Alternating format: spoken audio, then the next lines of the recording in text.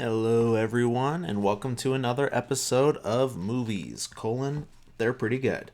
I'm your host, Travis Dudding, and today we're talking about a pretty weird one, a pretty crazy one. This is Dogtooth by Yorgos Lanthimos, uh, for the first movie I saw from him was The Favorite, but eventually went back to find this one. I think it's on one of the big critics list or something like that. I think maybe even on like the 1001 movies to watch before you die list. But anyways, like saw it on Criterion a few years back and instantly was amazed and confused and disturbed and entertained, everything. Like it's just, I don't know. This one sticks with you. So, hopefully everyone watched it. It's going to be massive spoilers in this episode, and also just a general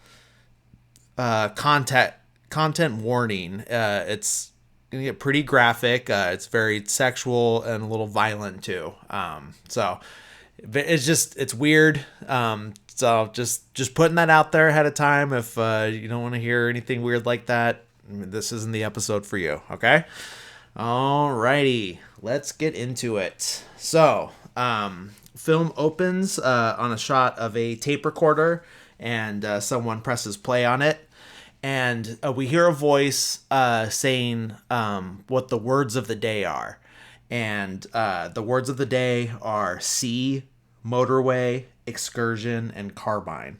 It's like, all right off the bat, that's kind of weird. And we see three young people, late teens, early 20s probably, but it's never stated.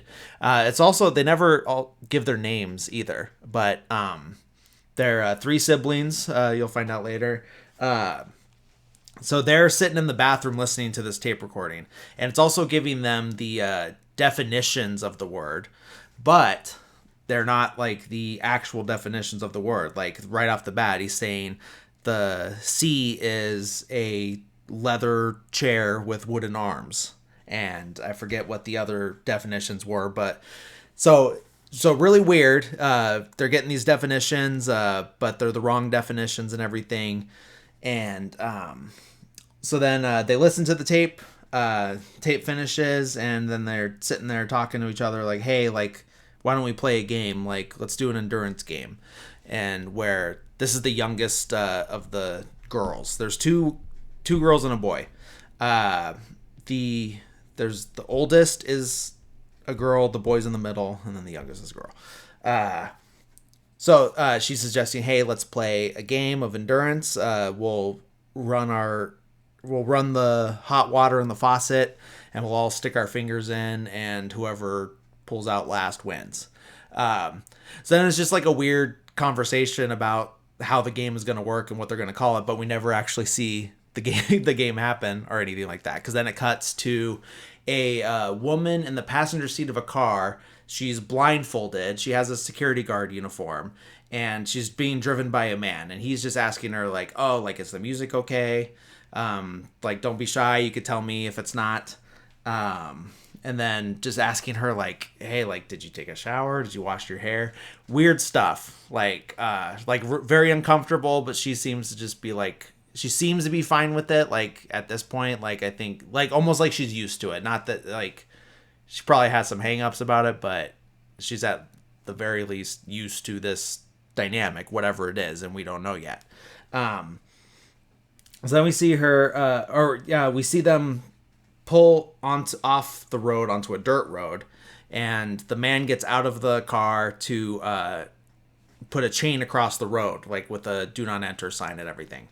So then he gets back in the car. They pull into this like compound. Like the house is like completely surrounded by like walls and fences. They got like the automatic door.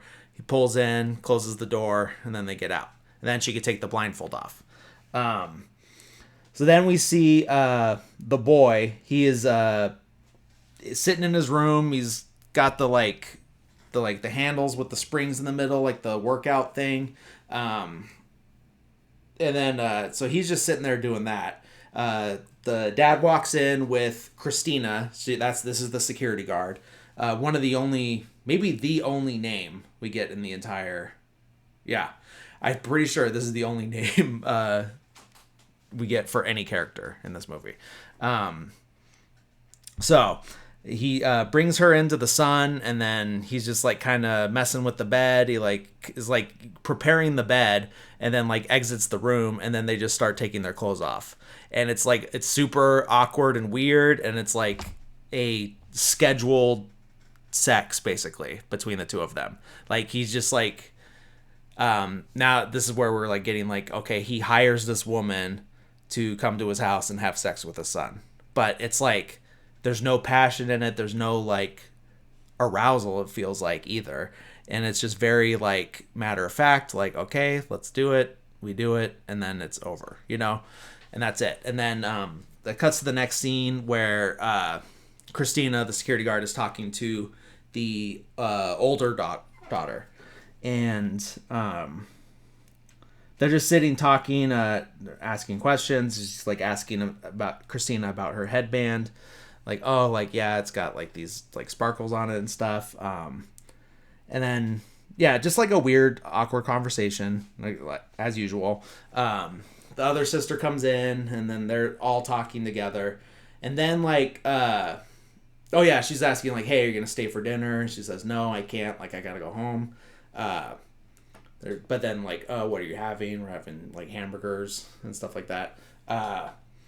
Then before she leaves with the dad, before the dad like drives her home, he's like, oh, like let's make a video, and he like pulls out a camcorder and he's recording them, and it's just like Christina and the two girls like sitting on the couch, and he's like, oh, like Christina, like let's get a smile from you and stuff like that. And then the boy comes in, and then it's just the four of them sitting on the couch. Nothing's happening. He's just like taping them on the couch, and that's it. And then the scene ends, like, thankfully, because it's like super awkward. And as they're getting in the car to leave, he hands her like a stack of money, and like has paid her, and then they drive off together. So then we get a scene of the two older siblings fighting in the yard. They're like the sprinklers going, and they're fighting over something, like they're trying to like hit each other or something, but we never get the context of that. And then over this is audio of another audio recording. Nothing. It's just like a weird like math problem. Like, hey, like figure out this math problem. But like off the bat, like I wasn't gonna sit there and like figure it out. Like I'm sure maybe it's a math problem that doesn't make sense since nothing else makes sense, or maybe it does. I don't know. Maybe I'm reading too much into it. But oh yeah, and then while they're fighting, we see the younger sibling, like she has like a Barbie doll and some scissors, and she's cutting the toes off of the doll. And then as she cuts, she screams. Like it like a very performative, like loud, high-pitched scream. And then she stops, and then she goes to cut the other toes off, and then screams again, and then cuts something else, I forget, like maybe like on the head or like the hair or something like that. But yeah, also just really weird. So then then we're seeing the boy getting all dressed up. He's putting on a tie and a button-up shirt. He's like brushing and shining his shoes. And he sits on the edge of the bed and then starts like counting the stickers on his headboard. And we saw that there's like stickers all over the headboard during the weird sex scene.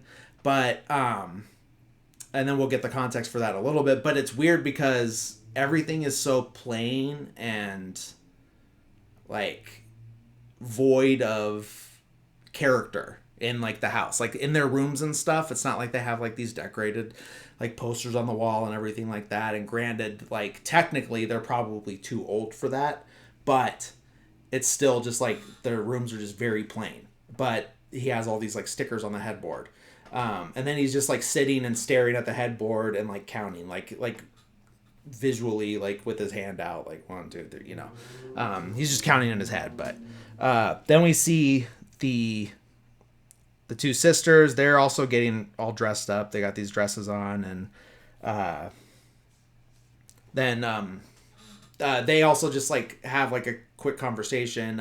It is about the stickers, but they don't like say stickers like, oh, like how many do you have?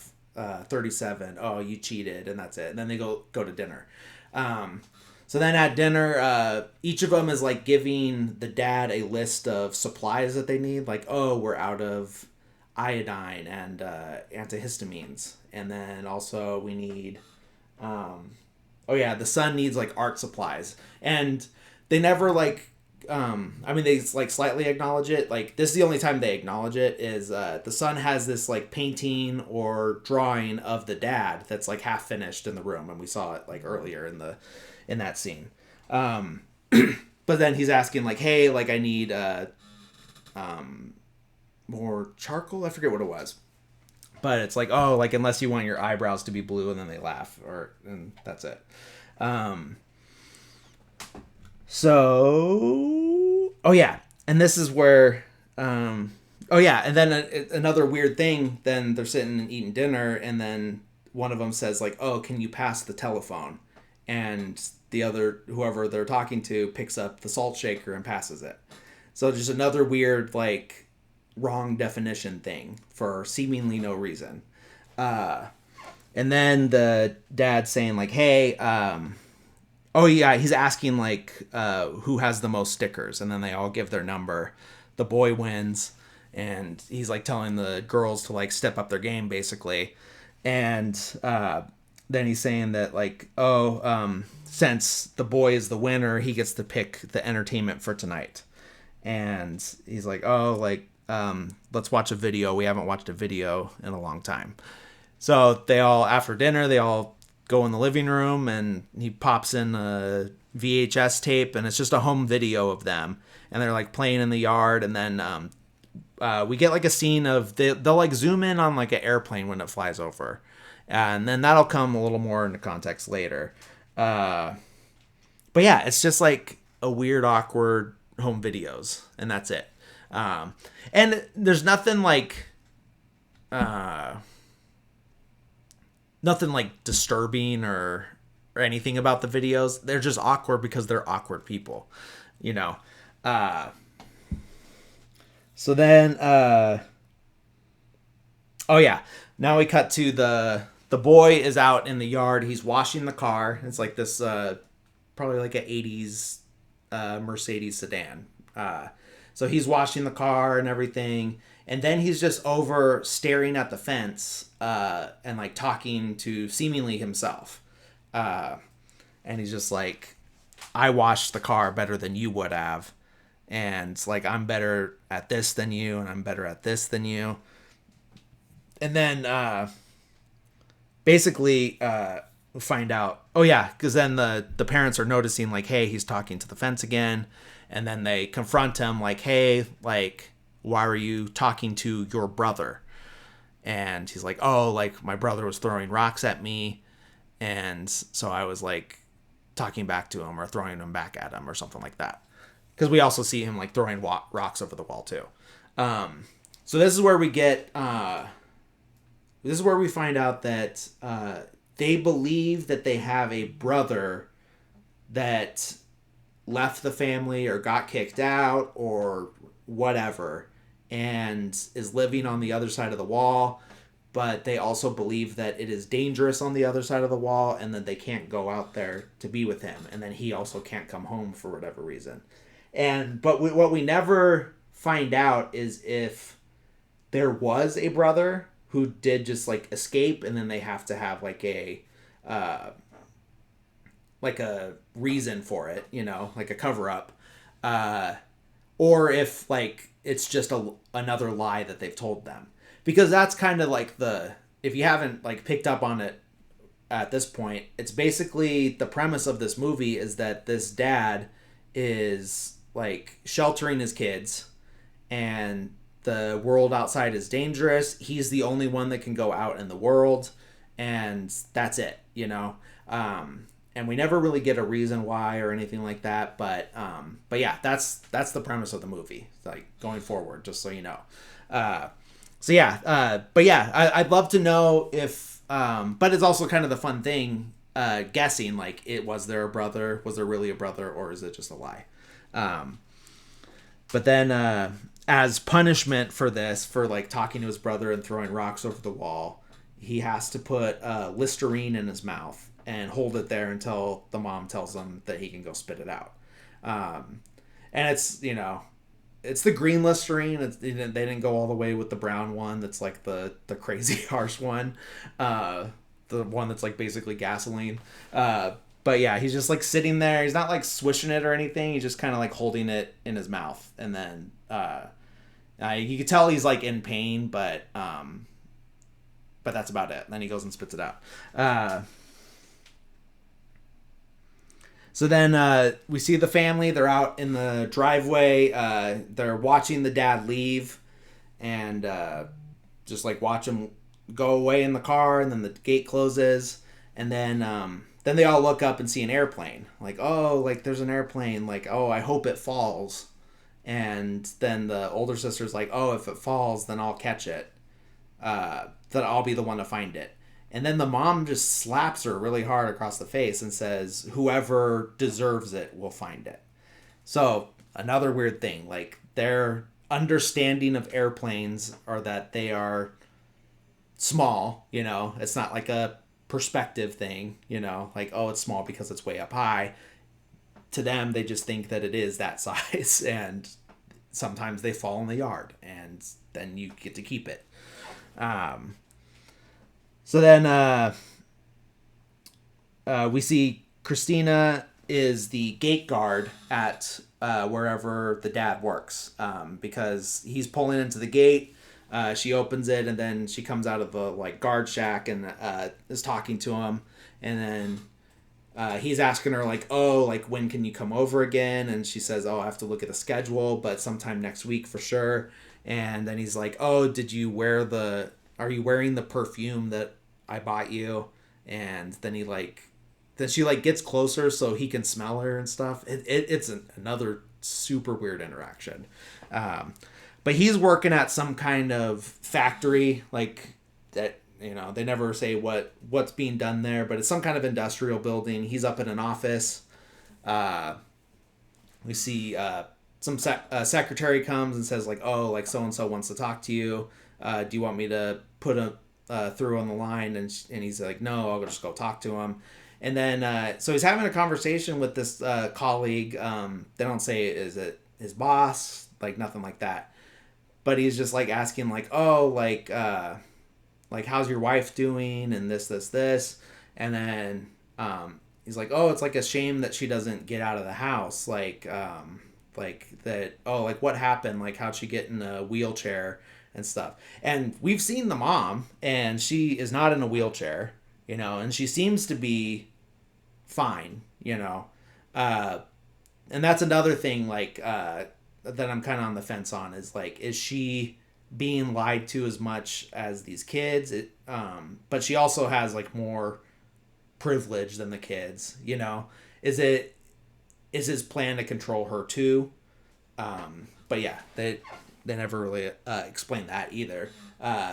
But he's like, oh, like, yeah, she's in a wheelchair. It's like super sad. She doesn't want people to come over, and I've like begged her to like invite you over and stuff like that. So he's just lying to this guy like about his own life and everything like that.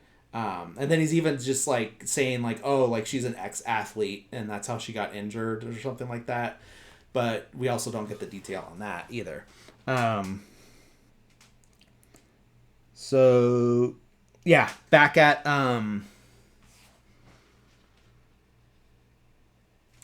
the house during this scene, it kind of cuts back and forth.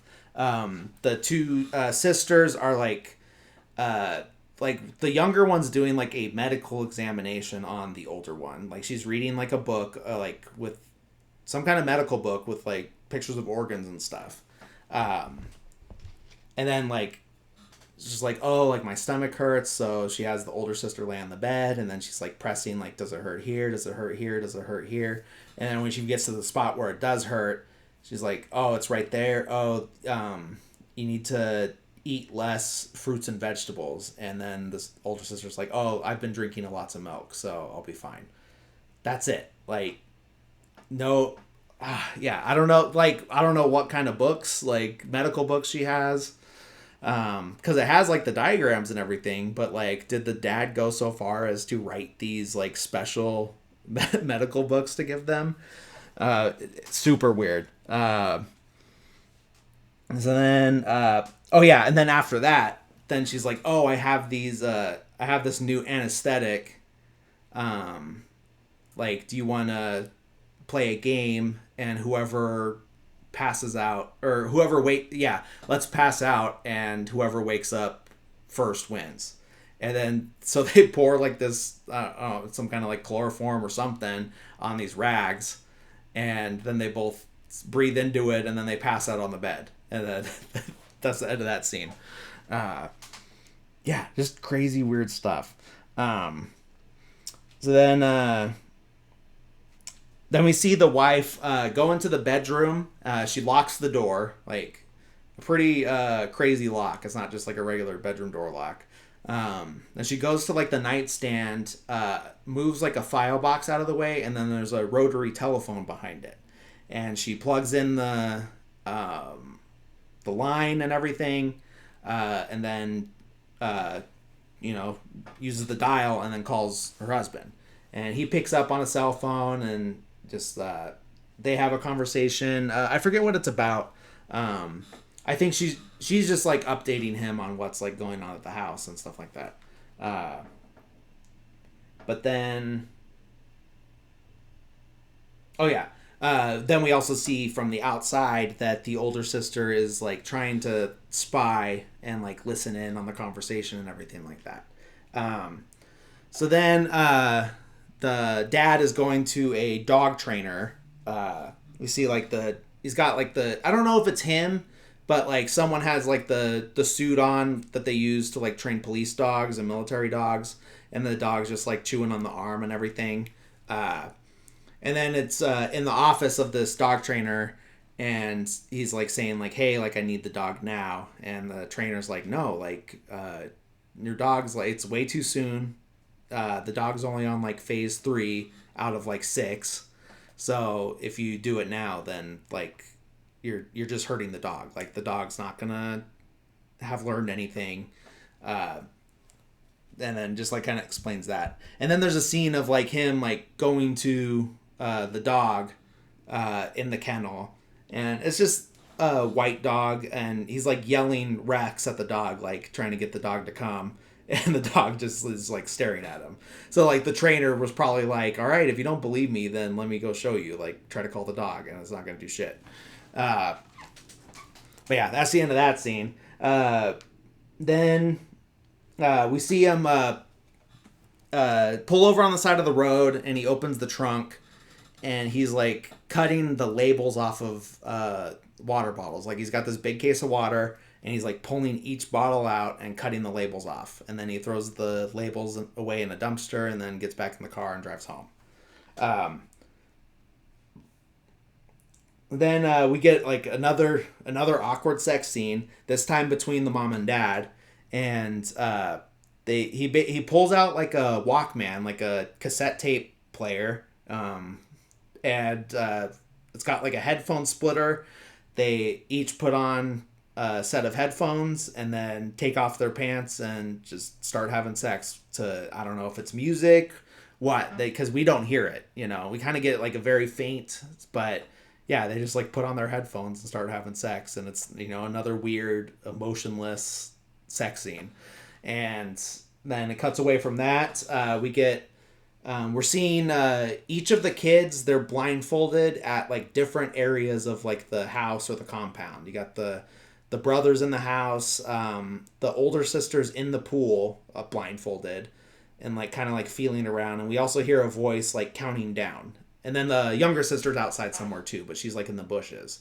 And basically the mom is like standing on this like wood platform that's out in the middle of their yard, and she has a stopwatch, and she's just like announcing every 15 seconds, like 1 minute and 45, 2 minutes, 2 minutes 45. And then but it seems like it's like this weird game of like Marco Polo kind of. So they're like blindfolded and trying to find her just by voice, basically. And I think it's the one in the pool. No, it's the younger sister finds her first. Then the one in the pool, the older one, and then the boy. He's the last one.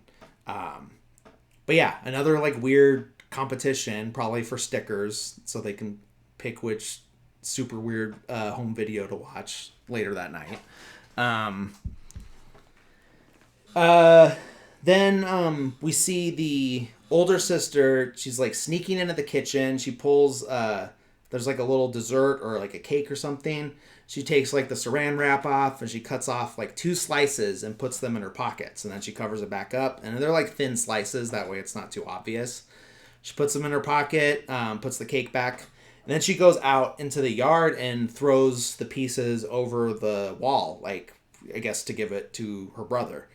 Her invisible brother that may or may not have actually ever existed. And then we see Christina getting picked up again by the dad.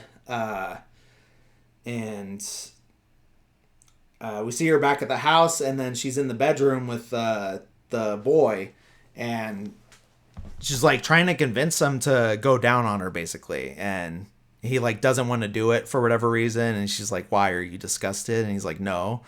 But then, he still doesn't do it. And he's like, "Can't we just do what we did last time?" And then she's like, "Oh, fine." And she just gets on the bed, And then, but then she like goes into the room of like after this is done, she goes into the room of the older sister and is like, "Hey, like, do you like my headband? Like, I'll give it to you, but you have to do something for me." And then she's like, the older sister's thinking like, "Oh, like I'll trade it for you." But basically she just wants to seduce the older sister and have her go down on her.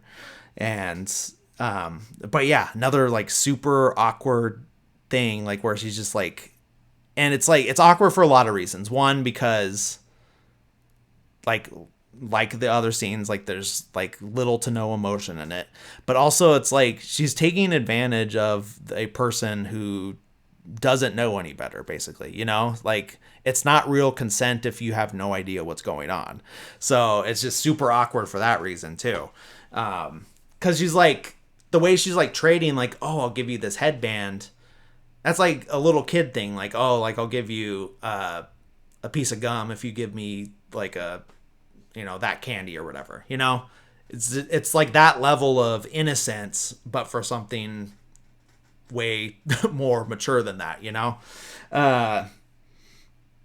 so then like it works and everything, but then like this has set the older sister off, and now she's like bribing the younger sister, like, "Hey, like I'll give you this headband if you lick me." And you think that she's like gonna make her do like the same thing, but then she's like, like, "Where do I lick you?" And she's like, "On the shoulder." And so she's just like licking her shoulder. Super weird. And then we get a scene of they're laying out in the yard, laying in the grass, and the boy is playing with a toy airplane, like making like a sound and everything. And then the older sister comes and like tries to take it away from him. And so they like wrestle over it for a little bit. And then she finally gets it from him and then throws it outside, like through the gate, like into the forbidden zone, on the outside. And they just kind of like look over the wall at it, and it's just out there, but then he can't do anything about it. So then he goes back into the kitchen, like he's like given up at this point. He goes back into the house, and she like comes out of nowhere with this big old kitchen knife and slices his arm, and it's like, and blood like shoots across the fridge and everything, and he's like screaming and everything, obviously, because he just got cut in the fucking arm.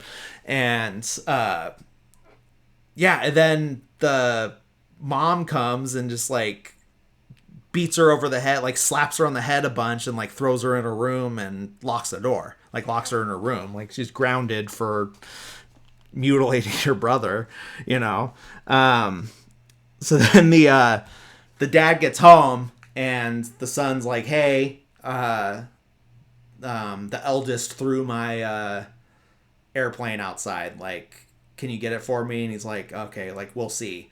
And then and it's just this long, drawn out scene of like in real time of how long it would take for something like this to happen. Like, given their ridiculous rules, the long sequence of the door opening slowly. He gets in the car. He drives 10 feet out of the gate and opens his car door, reaches out, picks up the toy airplane, closes the car door, backs back into the driveway, and closes the gate. And that's it. But it's so ridiculous. And then it's like, and then you're also wondering at this point, okay, like why can the dad leave but no one else can? You know, like what's the made up logic behind it? You know, and then we'll get that'll get revealed later on, like more towards the end. So then the boy wakes up in the middle of the night, and he's just kind of sitting there in bed, but like a little like anxious almost, and then just goes and like climbs into bed with his parents. And it's like he's taller than both of them, like he's like a full grown adult man, and then he like just climbs in between them in bed like a little kid, you know. And then and it's like that's what it's supposed to be. And earlier they don't go into detail, but in one of the tape recordings, the dad's saying like, it's during the math one, because he asked those questions like, oh, like what's the area of the triangle and the length of side B, because he gives the other two sides. And then but then he's like, if you wake up at 11 p.m. or after 11 p.m., if for any reason you're awake after 11 p.m., what is the procedure? So there's some kind of superstition or regulation or whatever for them to not be awake past a certain time. So then we see the next day, there's a cat that got into the yard, and the boy looks all nervous about it, and like all like, oh my god, what am I gonna do? And it's just like a tiny cat. And then we see that he like runs back into the house, and then we see a shot of the sisters like looking out the window, all horrified. Like there's the level of fear is like there's a bear in the yard, like a full grown grizzly bear out in the yard, but it's just like a little cat. And then we see the boy like sneaking up on the cat with these giant garden shears, and then he like pounces on the cat and kills it with these garden shears. And like the girls are screaming and he's screaming, he's all freaked out. And then we see the dad at the factory at work getting a call from the mom, and he's like, how did this happen? Like you know what, like this is a good thing, like we can use this because the thing with the brothers like getting out of hand, so we need to take advantage of this opportunity. And then we see him like ripping his pants, like cutting holes in them, and he's ripping them apart, and then he covers his shirt with like fake blood, and then like goes home and says like I hate to, like, I'm sorry to inform you, but your brother is dead. Like he was attacked by a cat just like that, and but he like wasn't so lucky. So like, as sad as I am, like he's like, I'm happy that I forget, because he's like, I'm happy because of this, but I'm sad because he was my son, so I'm gonna miss him. But there's just like no like real feeling in it, and it's crazy.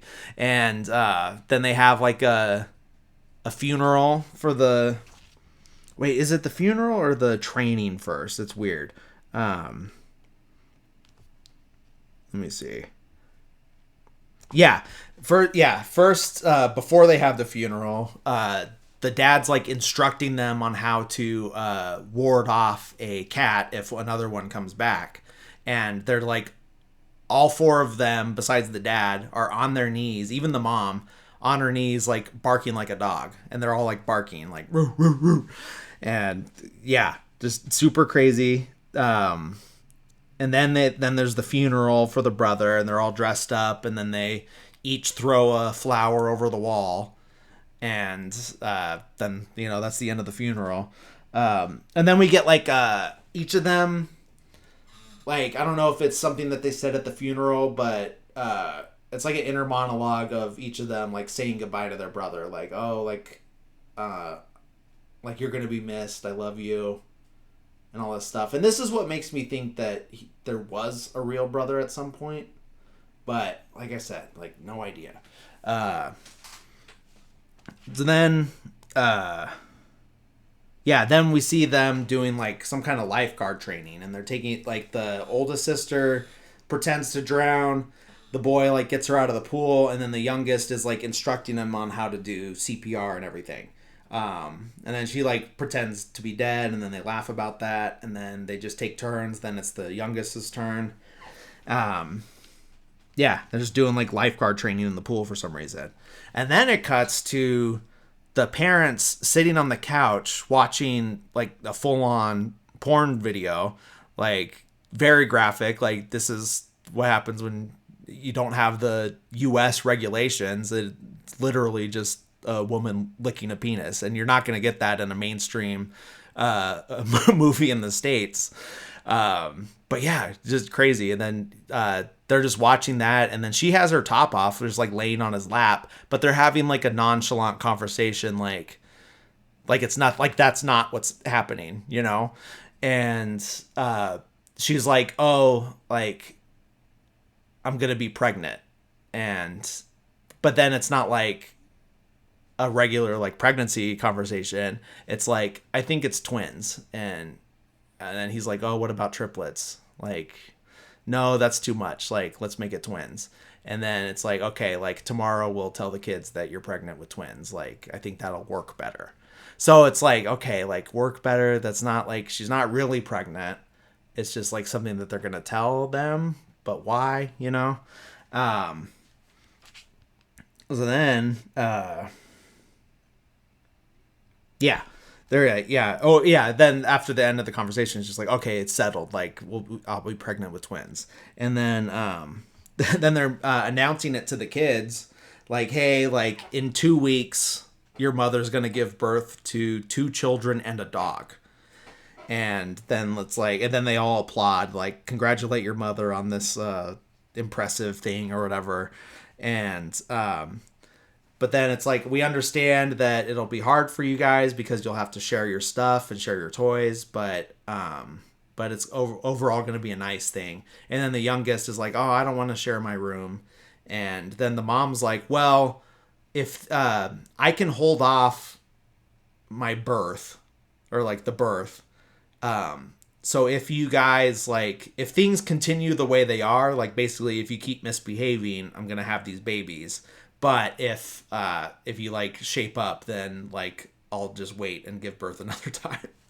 But then she's like, but the dog's coming no matter what, So like, there's no change in that.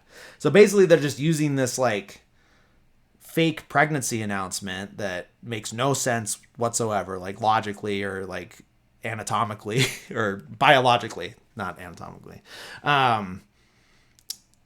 They're basically like using this as another tool to like keep these kids in line, and like, yeah, just super messed up. So then, oh yeah, and then there's like a plane flying over, and then this is a completely different scene. There's a plane flying over, and then the mom's like in the bushes holding a toy plane, and she's like, I think it fell in the garden. And then she tosses the toy plane out into the yard. And then they like run into the yard and then see who's like the first to catch it. And I think it's the oldest is the one who gets it first. So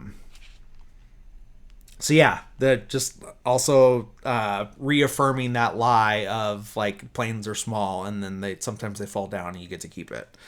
No reason for it. We don't know. And then we get another like super weird scene of it's the two daughters like laying in bed in their underwear, and then the oldest is on her back. She's got like her, and then she's got her knees up, and then the youngest comes in and kind of like puts her head like between her legs, but not like just like resting it, and then she like bites her inner thigh, and she's like, no, that's too hard, like just kiss it or something like that. And then yeah, and then it's just another awkward scene. But this is, I think the point of this is that once they get that like small taste of intimacy that they don't understand, but it's like it's one of those like needs that people have, you know. They want to feel loved, they want to feel touched, they want to feel held, you know, and they don't get that. Like it's obvious from the way that the parents are that they're probably not the most affectionate people. And I don't think you can be an affectionate person and do something this fucked up to your family, you know? So it just goes to show like how like starved for this that they are, that they get the tiniest taste of it, they don't understand it, and so now they're just like doing it to each other and they don't even know why, you know? And the trying to like again like trade these like items like they're kids, you know, like trading for favors. So then the dad's like sitting out in the like on one of the chairs like by the pool, and the oldest comes and like sits at his feet and then starts cutting his toenails. And you know, that's whatever, you know, it doesn't have to be weird, but like the interesting part of it is that like then he just starts singing, and then it's like a almost like a montage over his singing, and it's showing like areas of the house, and it's showing like where he works and like the outside world and stuff. And it's like it's crazy because it's like almost beautiful, and then until you like it like out of context, like just him singing over these like scenes is beautiful, but then with the context of this sick disgusting person who's like abusing his family is the one singing it, and that's where it gets like it feels more dark and disturbing, even though it's like on the surface, no context, innocent, you know what I mean? But also what makes it weird is like I'm pretty sure like she's in her underwear, like she has like a tank top and then she's just in like underwear for bottoms, so that adds a level to it to make it weird. So then we see the dad coming home from work, and he's like carrying a briefcase and a bag. He walks over to the pool, and then we see what the bag is. It's a clear bag, and he's got some like fish in there, and they're like big fish. It's not like goldfish from the store, but yeah, he's just like, and then he just dumps these fish into the swimming pool, and then goes inside, like throws the bag away, I'm sure. And then we see the youngest run in like, Dad, there's fish in the pool. Like, I saw them. And then he's like, what? Like, okay, I'll be there in a sec. Like, playing dumb about it. And then he comes out in like a Speedo. He's got a snorkel on, and then like a full-on like harpoon gun, basically. And then like puts his goggles on and jumps in the pool and starts like swimming around to like catch these fish. And yeah, another like super weird scene with no explanation, no reasoning, nothing, just moving on. I know I keep saying that like every 2 seconds, but I just don't know what else to say, because it almost seems weirder to not acknowledge it and move on, you know, because that's what the movie's doing, you know. I don't know. So yeah, now they're at dinner, like a family dinner, and the dad's doing a quiz to all the kids, and he's like, "Oh, when is a man at his like prime age for like creativity, or something like usefulness and creativity?" Is like he combined like two things, like basically like when's a man at his prime, and then they're like 30 to 40. They're like, when's a woman in her prime? 20 to 30. So you know, old school sexism right there. And then yeah, then there's one more question. I have it written down. Oh yeah, and then yeah, the most important question. It's like, when is a child ready to leave the house? And the answer is when their dog tooth comes in or falls out. Yeah, when their dog tooth falls out. And they're like, okay, like what's dog tooth like? And then when are they ready to drive? Like, because basically, if they're once they're ready to leave, they're safe from the dangers of the outside world, but it's still pretty dangerous. Like their body's like ready, but like they're not mature yet or whatever. And the only way to be safe, because it is still dangerous, in quotes, is to be in a car. But you're not ready to drive a car until the dog tooth grows back. And like they just mean like the canine, like the pointy tooth. But yeah, like that's what they're referring to. And that's kind of the like, oh, like, yeah, maybe your tooth will fall out, but it definitely isn't going to grow back. So it's just like this this impossible goal that can never be achieved, and just another way to just keep them there forever. And that's another thing to think about, is like, if the intention is to keep them there forever, what happens when the parents die, like what happens to them at that point? Because they can't take care of themselves, they won't be able to go like get food or anything like that, so eventually they'll just like starve or escape into the real world.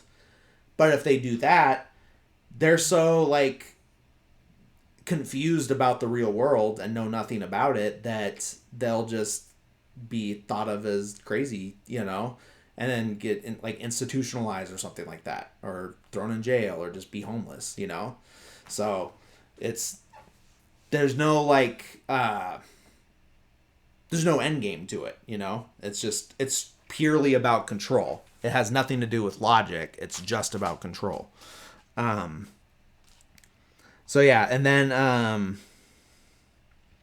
yeah, and then after the quiz is over, then the oldest asks the mom, and she's like, "Mom, what's a pussy?"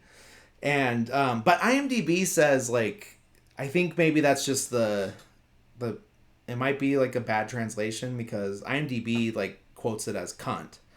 But either way, it's like the same, the point is made. And she's like, "Where did you hear that word?" And then she's like, "Oh, it was on like a tape near the VCR." So basically, like, they left the porn out, and she read the word. But then the mom's like, "Oh, a pussy is like a type of light, like a lamp or something like that." So, and then they're like, then the dad says like, "Oh, do you guys want to hear your grandfather sing?" And then they're all like, yeah, let's do that. And then he goes up and goes over to the record player and puts on a record, and hits play and everything, and it's Frank Sinatra, "Fly Me to the Moon."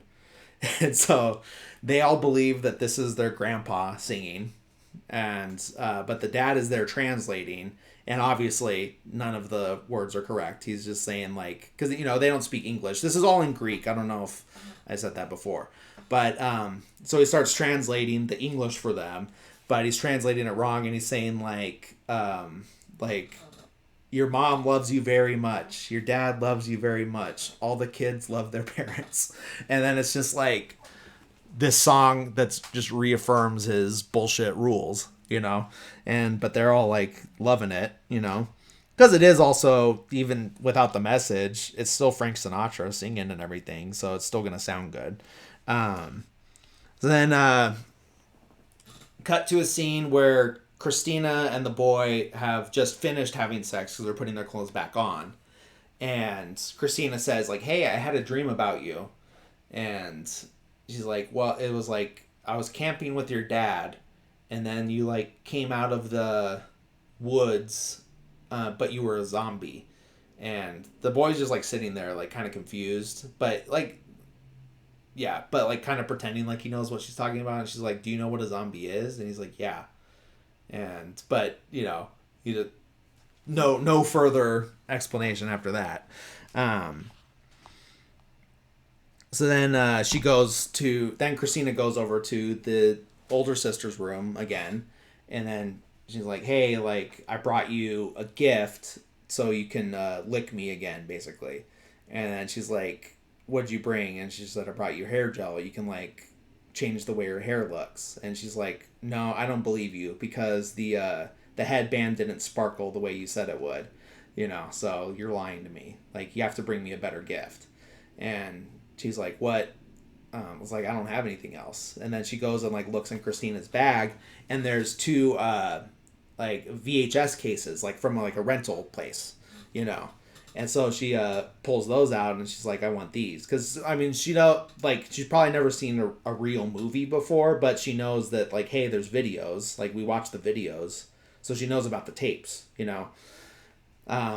So she's like, I want these. And she's like, no, like, I can't give you those. And she's like, well, if you don't give them to me, I'm going to tell my dad that you made me lick you on your keyboard. And then it's just so funny that this is how we find out that that's what they call their vaginas, is a keyboard. And she says it like more than once. And it's like, so if you don't want me to tell my dad that I licked your keyboard, then you have to give these to me. And she's like, okay, like, fine, like, I'll let you keep them, but I have to give them back. I have to have them back like next week, because they're from a rental place, so she has to return them. So then we see the son talking to the mom, and she's like, mom, or he says, mom, like, what's a zombie? And she's like, where did you hear that word? And he's like, oh, like, I don't know, maybe, I think I heard dad say it, maybe. So he's covering for Christina because he is genuinely curious, and he knows that if I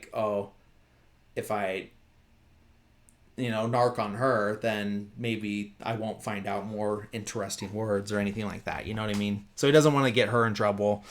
And of course, he makes up something completely weird and says that a zombie is a small yellow flower.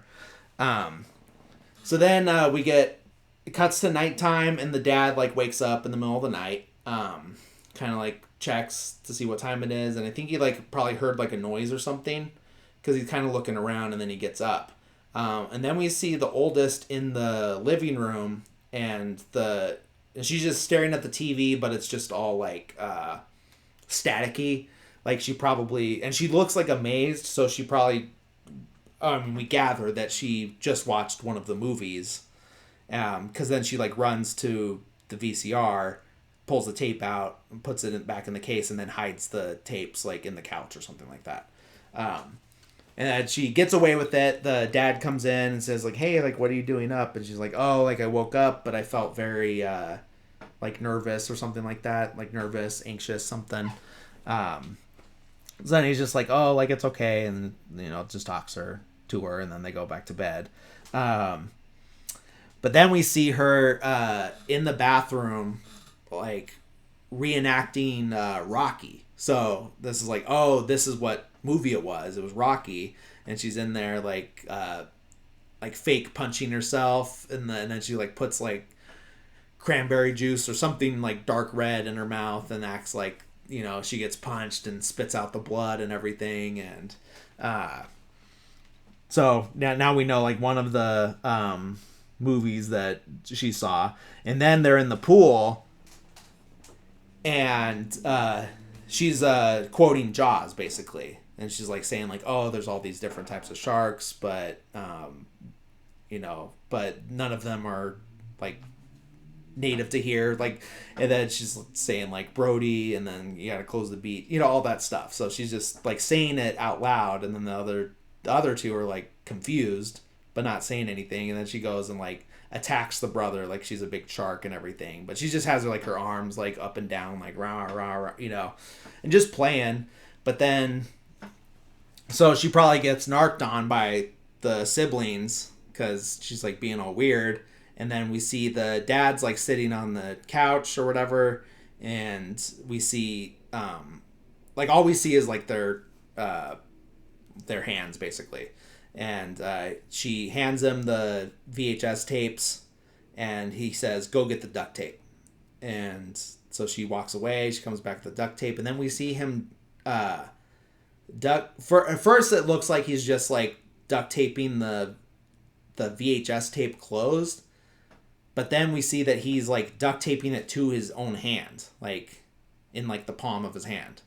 And then I'm like, okay, like why is he doing that? And then he starts beating her over the head with the VHS tape hand.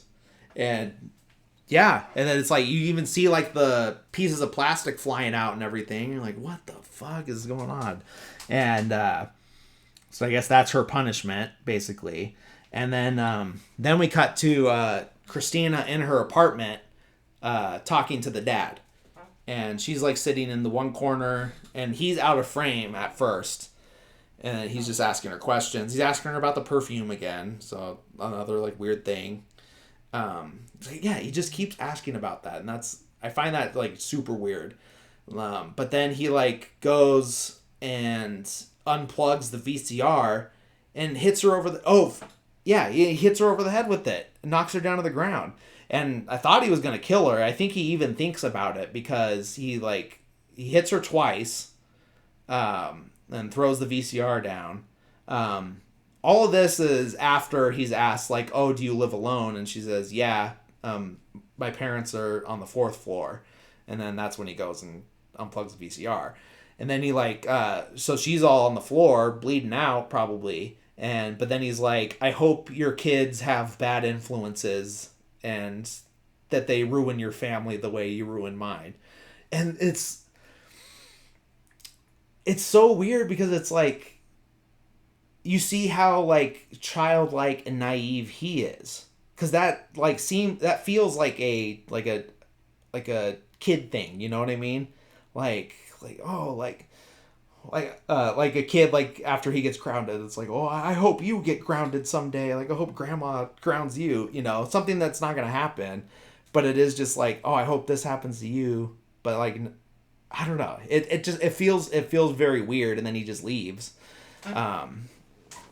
So then we see him waking up in the middle of the night again to the boy screaming, and so he like runs into the bedroom, and the boy's saying like, "Oh, she hit me with a hammer on the knee," and it's the younger one like standing there. And she's like, "No, like it wasn't me. Like a cat came in with a hammer and hit him on the knee."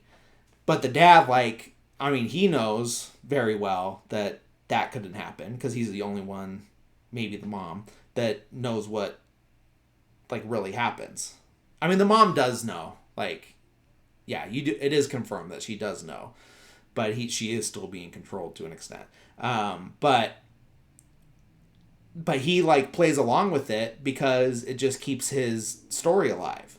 But I don't know what that confirms for the younger daughter, because if she lied and the dad like agrees with it, but then no, never mind, because then it's just like, oh, he just believed my lie, you know what I mean? So never mind, I was starting to overthink that. But yeah, so he just plays along with it, and then yep, cats can have hammers and they can come in and break your kneecaps. So then the parents are in the kitchen or sitting there, and they're like having a conversation, but they're not even whispering, they're just like mouthing, like over like exaggerated mouth movements. And then we see through the subtitles like what they're saying, and he's like telling the mom that like, you need to do better and things are getting out of hand. We need a replacement for Christina. Then he's like, I don't know, like I was thinking the older one, but maybe we should let him choose. And so now it's like, I don't know why. Oh yeah, because he's also saying like, we can't trust anyone anymore. No one from the outside. So it has to be someone here. So basically they're going to assign one of his sisters to be the one that has sex with them on a scheduled basis. But then like the mom's like crying, like, you see the tears going down her head, because she's also just probably like she's probably legitimately like worried and stuff about her kids. Because if anyone shows any emotion or compassion, it's her, even though she's still a pretty shitty person. But then with tears on her eyes, and she goes and sits on the dad's lap and starts like licking the side of his head, like So yeah, another like super weird thing. Um, so then, oh yeah, so I guess this is the scene where the boy is gonna choose which sister he's gonna mate with, and he's just like sitting in the tub. Like the tub is full of water, and he's sitting in there like with his like butt in the tub and his like legs out over the edge. Like he's like perpendicular to the tub basically. And then the girls come in on either side, and they're naked too. Like everyone's naked. They just get in the bathtub, and then there's no music, no dialogue, nothing, and they just like come and sit on either side of him, and he's just like starts like feeling them, like, but it's like I don't know. It's like you'd almost like feel more comfortable, even though it's like a very uncomfortable situation. You'd almost feel more comfortable if it seemed like he was into it. But he doesn't seem like he's into it. They don't seem like they're into it. Like no one does. And like they're just like there, like, oh, this is just a thing we do. Like you can just get in the tub and your brother feels you up and squeezes your butt to see like which butt he likes better. And then apparently he chooses the older sister because we see her like sitting down and she's got like a nightgown on and the mom is brushing her hair, and then she puts makeup on and goes into the room with the brother.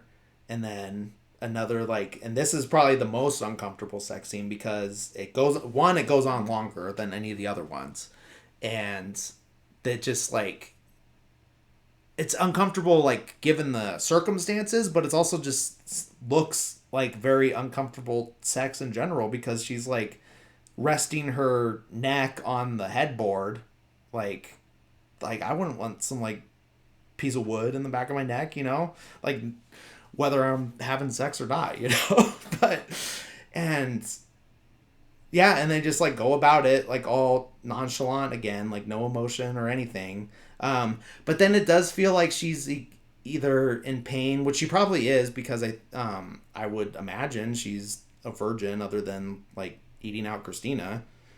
Then so like she does look uncomfortable, but it's like physical uncomfortable. You know what I mean? Because then they're just laying there next to each other, and then she's like quoting another movie. But this one I didn't like pick up on what movie it was, and I don't know. And they never really go into it. Like, did Christina and the older sister have this setup? Like, did they have this like transaction more than once where she brought her like movies over a period of time? Was this just a one-time thing, and this is like a quote that I forgot that was in Jaws or Rocky, but yeah, and then it just cuts away from that scene, and the brother's all confused again, but he doesn't say anything. So then the older one sneaks into the parents' room and finds the telephone, because there was also an earlier scene where the older sister's asking the younger one if she's scared when mom is in her room talking to herself. So that's what they think is happening, is that she just sits in there and talks to herself. But the older, probably because she has the context of movies, saw like telephones and stuff, like a real telephone, and like put it together, probably because she's the one that's been spying. She goes in there, she sneaks in, she pulls out the telephone, she plugs it in, and then she dials like a number. She just puts in like 3 digits and then like listens, and then probably as soon as like a sound is made, probably the dial tone, she like freaks out and hangs up real quick, and then unplugs it and puts it back in the hiding spot and everything like that. So then the parents announce that it's their anniversary, so they're gonna celebrate with like cake and dancing and stuff like that. And then as they're getting ready for the anniversary dinner, the sisters are talking, and the older one says, I think my dog tooth is starting to come out, and like I could feel it moving. And the younger one's like, what? Let me see. And then she like tries to like wiggle it, and then obviously it doesn't move because she's not going to lose teeth at that age. And then she's like, no, you're lying. Like, I don't feel it moving or anything like that. And then so now we get like the weirdest like performance between the all the kids. You got the boy is playing the guitar, and he's playing it like really good. Like I don't know if it's actually him playing or they just put music over it, but he's playing like super beautiful on the acoustic guitar. And the two sisters are like dancing this like weird choreographed dance, and there's no way I could describe it to you. I think you either hopefully saw the movie and know what I'm talking about, and if you haven't yet, go on YouTube and type in Dogtooth dance scene or something like that, and you just have to see this for yourself, because there's no way I could communicate to you how like funny and weird and just out there this dance scene is. But yeah, so yeah, so they're dancing for a while, and then the younger sister's like, "Oh, like Dad, I'm getting tired. Can I stop?" And then he's like, "Oh yeah, you can sit down now." But then the older sister like keeps going, and this is also what makes me think that she watched like more than just those two movies, and that there was a few different times that she had a this like transaction with Christina, because she starts doing some like flash dance like style moves basically. Not exact, but like I think that Flashdance was one of the movies that she saw. And but she like goes until she's like almost like she's like breathing super hard and everything. She's like super out of breath, and then the mom's finally like, "Okay, that's enough." And so then she like stops dancing and sits down at the table and starts like eating cake like all fast and everything like that. Yeah, really weird. So then we see her in the bathroom. We just see her hands and a like a small like hand weight on the bathroom counter, and she's looking at herself in the mirror, and then she like picks up the hand weight. She feels like her canine, like, and then kind of like smiles at herself in the mirror, and then starts hitting herself in the mouth, like to knock her tooth out. You know, she's trying to knock her canine out, her dog tooth, and she just like keeps hitting herself in the face until it finally like comes out, and she's like all bloody. The sink's like all bloody. The mirror's all bloody, and then she like smiles at herself in the mirror. She's like covered in blood, and then we see like that the tooth is missing, and then we see her walk past her mom who's asleep on the couch, and just go out in the backyard and walk to the car, open the trunk and get inside. And, you know, and that's it. So she's just like, okay, like my dog tooth's out, I'll be safe, but I can't drive, so let me hide in the trunk. Basically, I'll get smuggled out. So then the dad wakes up. He sees the that's not what happens first. It's we see the shot of the bloody sink. Then we see the dad sleep in the bed, and then the younger one comes and like starts licking his hand. So that's weird. And then she gets on top of him and starts like licking his chest, and then he wakes up and he's like he's a weird guy, but like even this was too weird for him. He's like, what? Like kind of like pushes her off, but not like too hard. But like what, you know, what's going on? And then she's like trying to she's like, oh, like I can lick you like if wherever it feels good or whatever. And he's like, no, like I'm not gonna do that, like don't ask me that. And then he gets up and goes to the bathroom, and this is where he sees that the sink is like full of blood, and he sees like the weight and everything. He sees the tooth, and he's like, oh shit. He knows what happened. He could put the pieces together, and he's like frantically runs out of the house, and he's like looking around outside. He like opens the gate and he's running around out there. Then the rest of the family's looking for her too. They're like frantically looking everywhere, and then they're just like on their knees at the gate, like barking, like to, I guess, keep the dad safe from cats, you know. But they're just like on their knees in the dark, like barking, and he's like looking everywhere. And you know, like at a certain point he gives up. We see him and the mom talking, they're having a conversation. She's like visibly upset at this point, obviously, because she's like worried about her daughter. But then the dad's just like, okay, um, like, basically like has like a, well, what are you gonna do attitude? Like, how are we gonna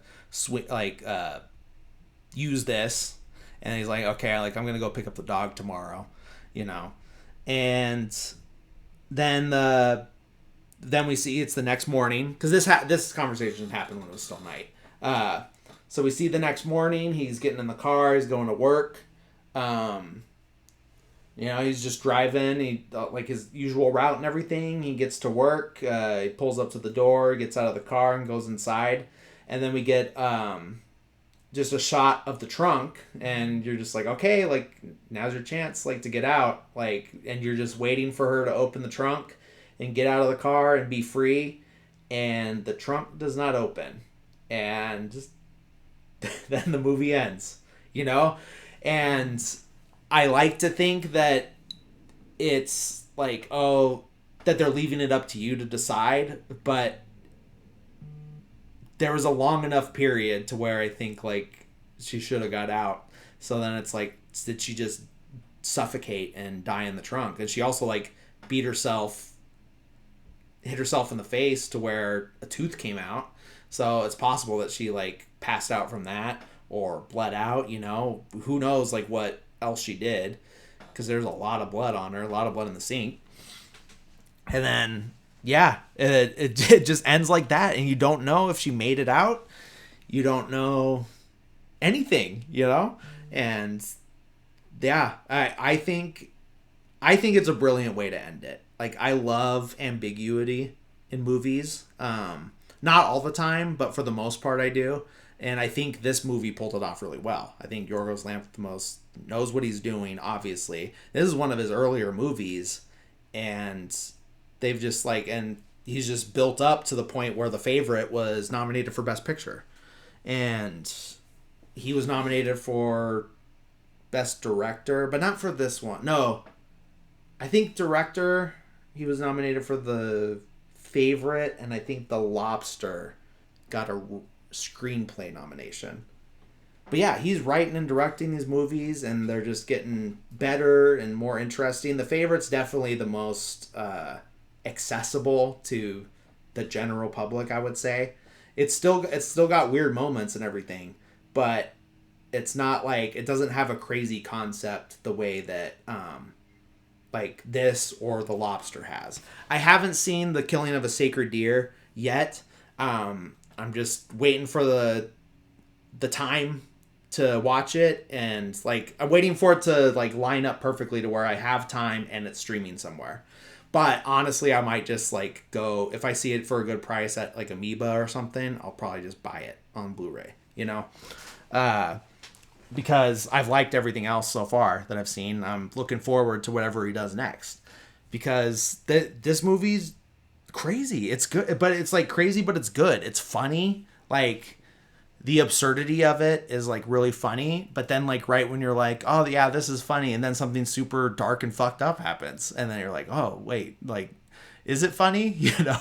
Like, is it tricking me into thinking that it's funny, and it's really just like teaching me a lesson? And I think that the way I've interpreted it, and it kind of seems to be semi-confirmed, from what I've read, is that this is about like, it's like a critique on overly protective parents. And it's like obviously taking it to the extreme. But even though we know that there's cases of like, captive children, like that never see the real world and stuff like that, like those cases do happen. But like, this is obviously a dramatized, heightened version of that. And it's an important thing to think about. And, like, as a parent, it's like it's hard to find, like, not that I would ever come close to this level, but it is hard to find the right level of protectiveness, but freedom as well. Because obviously you don't want them to have like too much of the real world, because that'll screw them up too, because the world is fucked up. It is. And if you know too much at too young of an age, you grow up too fast, you don't have a childhood, and that's going to cause problems. But if you have no idea what goes on in the real world, you have no idea whatsoever, you're not prepared for when you get thrown into it. And it's like, I think a good example, like obviously not to this level, is and not every case is like this, but you do see it happen with kids that are homeschooled. They grow up homeschooled and everything like that. Like it's pretty isolated. Like if they're lucky, they have like they're in like a community sport, a church, something like that. Like where they're socializing, but that's not always the case. And sometimes even those are like too isolated because it's like you're only experiencing like-minded people, and that's bad for anybody. Like it's good, it's like it's fun to have like a group of friends that like are all have the same interests and same feelings on stuff. Like yeah, that could be good, but when you just keep yourself with a bunch of people that think the same things and everything like that, that's isolating yourself, that's isolating your children. So like the whole point of that is like these kids are so isolated, they grow up and they get into college and they go wild because they're like, oh, like I can have fun, like I can do this, I can do this, I can do this, all these things that they either didn't know existed or like just never experienced or never had like not access, exposure to. Now it's everywhere because it's these other kids that, and then a lot of times they're going to get thrown in with somebody who had too much of the real world, like I said before, because there is that balance. So if it's this previously homeschooled kid with this person who like had like a pretty messed up childhood, like experienced too much, then you put them together and it's just going to be, it's going to be bad, you know? But yeah, it's still important. I'm not saying like that you can't be like well adjusted after that or anything like that. And not all like homeschool cases are like that, but it is something you see a lot, and it is just something you have to keep in mind if you're going to do that. There's plenty of reasons to homeschool. My kids ended up homeschooled because they were in like a private charter, not a private, but they were in like a charter school, and then it like lost funding and like right before the school year was going to start. And so my ex-wife like had to decide like, okay, like let's homeschool them. And like I agreed that that was the best option because it was too late to find like a good public school that, you know, was safe and everything like that. It was just too late for that. And so they ended up homeschooled right before COVID hit. So they were already in that those motions when the pandemic hit. So that was a case where it worked out good, you know? And they're in a community where they have like a lot of friends and stuff like that. They were just in like a play like at the local high school and stuff like that. So that like I'm not too worried about that, but it is something that you still just have to keep in mind. You have to like expose them to the right level of stuff. That was a huge tangent, but it's not like off topic because that's what I feel like the point of this movie is. And I think even Yorgos Lanthimos has said that the idea kind of came when he had friends that were either about to get married or about to have kids, and then he kind of just like like he was like skeptical of the concept of marriage anyway. You know, he's like one of those like oh like humans weren't meant to be monogamous, and that's whatever. You know, if that's your view, that's your view, but it's not everybody's view. And that goes with any subject. Like just because you view something a certain way doesn't mean everyone else does. You know, on the other end, it's like if you think that everyone should get married, you're wrong too, because not everyone should. Yeah. Oh yeah. So, and then he just like had the idea of like, oh, what would happen if a man went to the extreme to protect his family, basically, and that just kind of snowballed into this movie. And man, man, I'm glad that he had that like, you know, superior skepticism or whatever that led to this idea, you know. And while I don't agree with them on that concept of marriage, like I'm glad it led to this because this movie was great. I love it. Yeah. So anyways, thank you all for listening. I hope you stuck with it all the way through. I just really want to thank everybody that continues to listen. I hope you're subscribing. I hope you're following the Instagram. That's at movies they're pretty good with no punctuation. That's where I a couple days before I'll post like what the upcoming movie is and where you can stream it or rent it and all that stuff. Because I like to pick things. I like to pick movies that are available to stream somewhere. I know like it's hard because there's so many streaming services, so you might have to spend money that you weren't already spending. But I feel like that's better than just picking stuff that you would have to like out of pocket rent it for $3, $5, or go buy it somewhere. Like, and maybe down the line I do a spin-off where I do like even more obscure stuff that is hard to find. But for now, like I like to keep it accessible and while I'm still building a base, you know. And then anybody that found the podcast through this episode, maybe you're just like you watched this movie and it was so fucked up that you had to like find out more info on it, you know. Then thank you for listening, and I hope you liked this episode. I hope you go back and listen to the other ones. You know, if you like this one, you want another like crazy weird fucked up movie like Eyes Wide Shut's a popular episode, go back and listen to that one, you know. But yeah, I hope everyone's subscribed. I hope you continue to subscribe.